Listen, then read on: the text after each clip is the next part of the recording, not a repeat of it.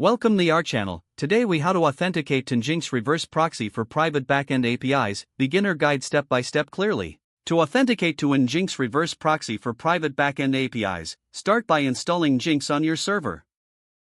Use your system's package manager to install Nginx. Once installed, open the Nginx configuration file in a text editor. This is usually located at /etc/nginx/nginx.conf or in the site's available directory. Add a server block to define your reverse proxy setup. In this block, specify the listen directive to set the IP address and port. Next, define the location block for the API endpoints you want to protect. Inside this location block, add the proxy_pass directive to point to your backend API. Now, to implement authentication, use the auth_basic directive. Set a realm name as a parameter for auth_basic. This is the string that will be displayed in the authentication prompt.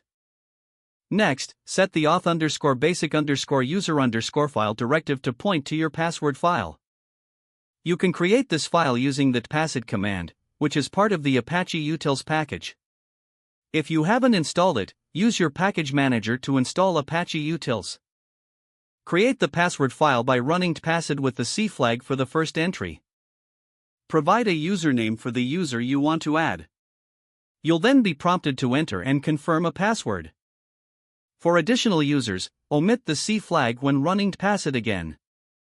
Ensure the password file is stored in a secure location with proper permissions.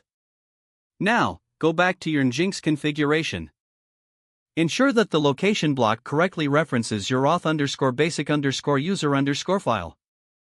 After editing the configuration, test it for syntax errors using the command nginx-t. If there are no errors, restart Nginx to apply the changes. To access your private API, use a tool like Postman to send a request. Enter the API endpoint URL and select Basic Auth in the authentication type. Input the username and password you configured earlier. When you send the request, Nginx will prompt for authentication. Upon providing valid credentials, your request will then be forwarded to the backend API.